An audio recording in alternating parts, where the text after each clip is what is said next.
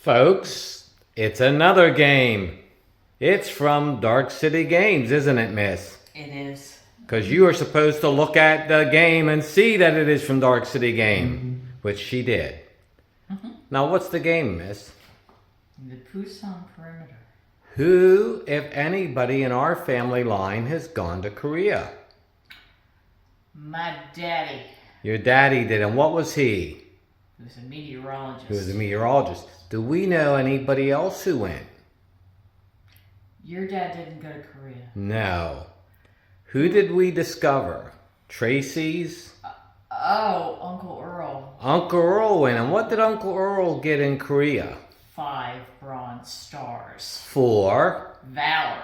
valor. So we're a fun family again, as always, folks. But we thank George Dew for sending this. This is a brand new game. This continues his line of tactical games. Very, very simple, but interesting games. I helped proof the rules on this one. I don't know if it is officially released yet or not, but George sent us, maybe it's a pre-publication copy. So we'll be looking at this then. And of course, we always ask Miss Katie at this point if she forgets. She is supposed to say, Okay. oh, and Miss Katie is going where tomorrow? I am leaving early tomorrow morning for Michigan to spend some time with my brother and sister-in-law. The Sil and Bill show. Bill and Bill show, and spend some time with them. So I get to be a bachelor for a couple days, folks. So, ooh, wild times ahead.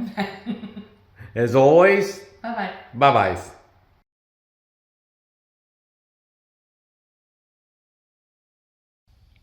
All right, folks. George Dew of Dark City Games sent us a new game, the Pusan Perimeter. We had no one in Korea. We think at this time, we aren't really certain when my Uncle Earl ended up in Korea. We are still trying to track that information down from my cousin. What we did find out, and which was shocking, and Miss Katie alluded to this, is that Uncle Earl never once talked about Korea to us,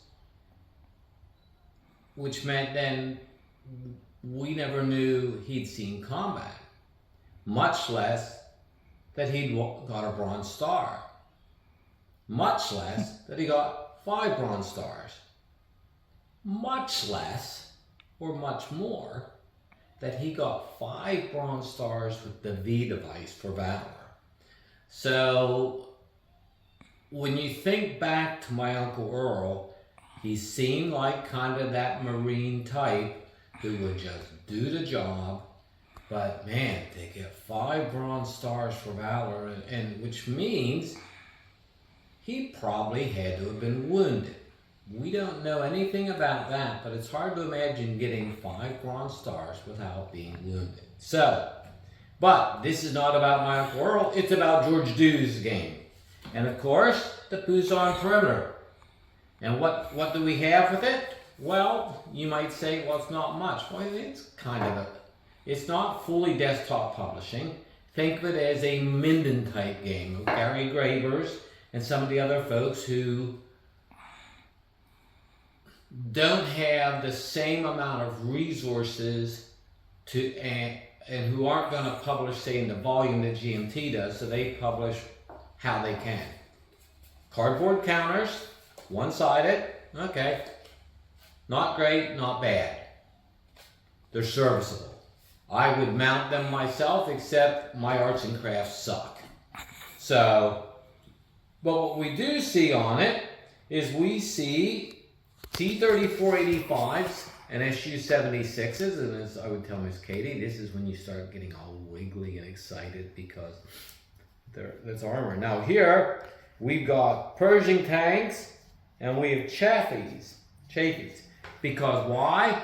Most of our Sherman tanks, the tubes had become unserviceable from World War II, so the ones that still exist that weren't good. But the one bad thing about my counters,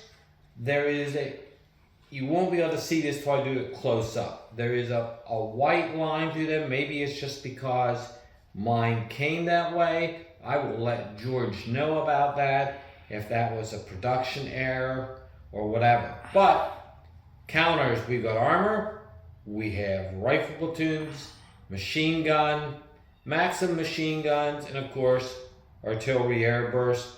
And for the Allies, for the Americans, we have CAS, not to be thought of as Katie Ann Smith, but as in close air support. So there you have the counters. Now, we always have the maps with George Game. What's interesting, we don't have one, we have... 3. Is that how you say the word, miss? Fee. Fee. We have fee, which in big people talk, is 3 maps. Now, George often has either terrain markers or range bands on his. I don't know which it is here because we just got this one. But it is a, like I said, 3 maps. And that's unusual for George to do 3 maps in a game. So that makes it a bit more interesting for us. And of course we see one is either, well, we know it's the Pusan, we know it's the sea. So this should be kind of interesting to see how this goes. Now, George obliquely notes my contribution, one of my contributions here. He said that he was wondering about the trees in Korea. Since the time of my initial query, a former Army officer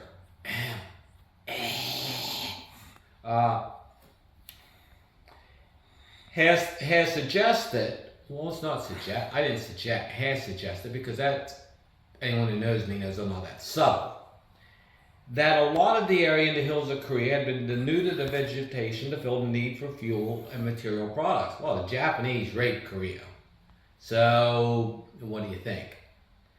But it's a good point he brings up, because when you look at modern Korea, the mountains to the south are all covered with forest.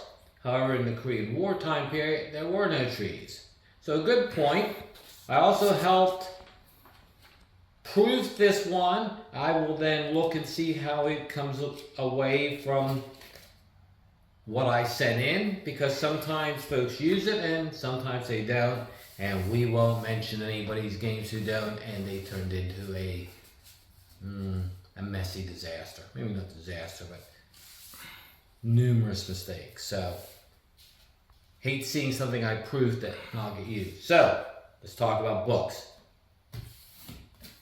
This Kind of War, the book on the Korean War. This man, T.R. Fernbach. Oh, man. Talk about a headache for me. Fernbach,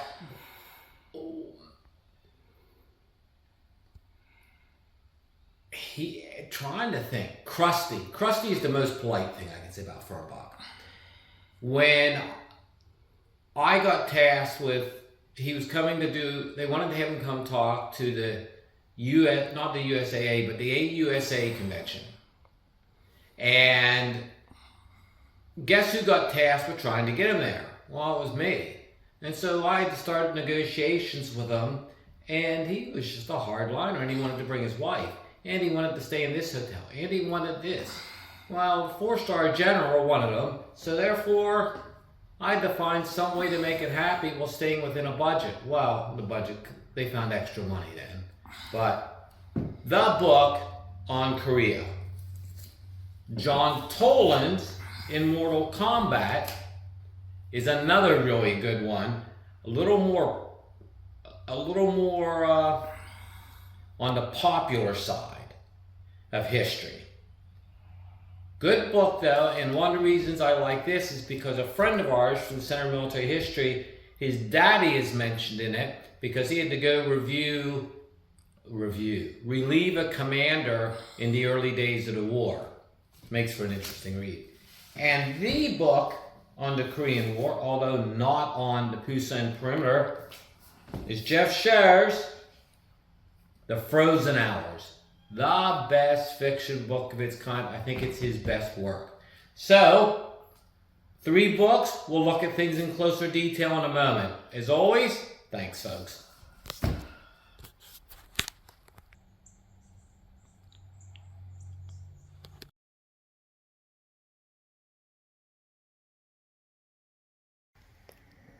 All right, folks, last video of today because we've been doing a bunch. The Pusan Perimeter, Dark City Games, George Do. It's a squad level tactical game. We've done a couple of these. Last one we did was Operation Barbarossa. Now you got to ask, why the Pusan Perimeter? Well, as George explains, because when he did sort of the old SPI command, what do you folks want next? The feedback that he got was Korea and Vietnam, which is very interesting. Vietnam has made a resurgence in terms of people's interests. And kind of a different piece of art for the back. Looks more like winter to me because of the gear, but that's okay. The counters, remember I said about the counters? Well,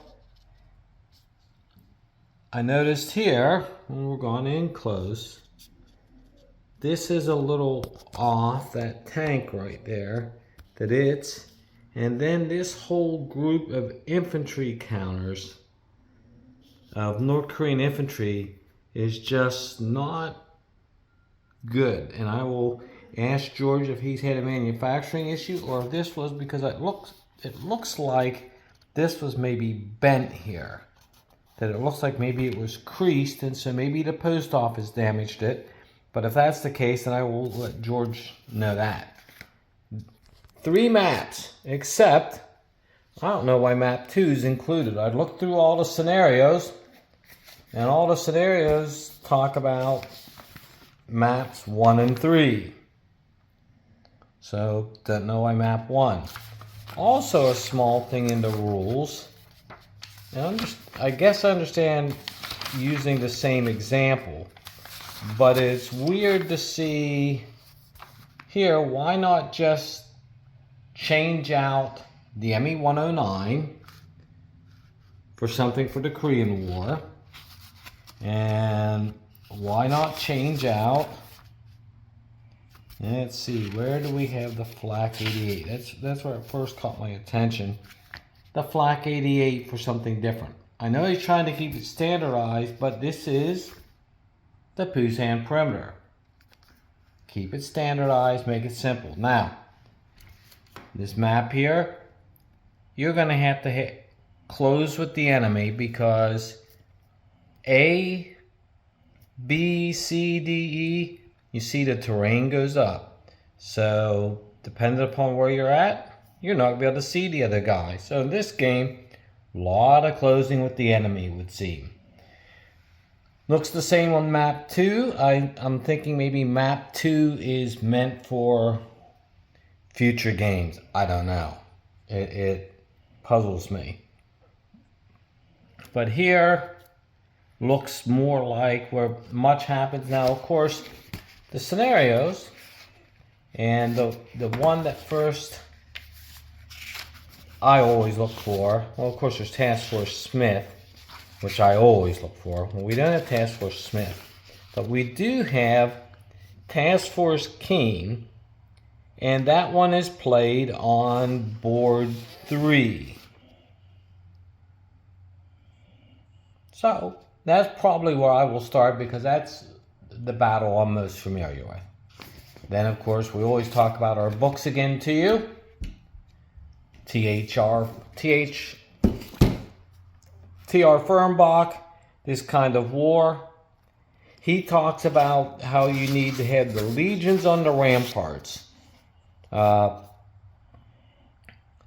he also starts with Sun Tzu, who I always fuss about because when my students use them, they tend to treat them like almost like a cookie cutter fortune cookie kind of guy and don't get serious about him. Gotta read this one, folks. Spot on, riveting.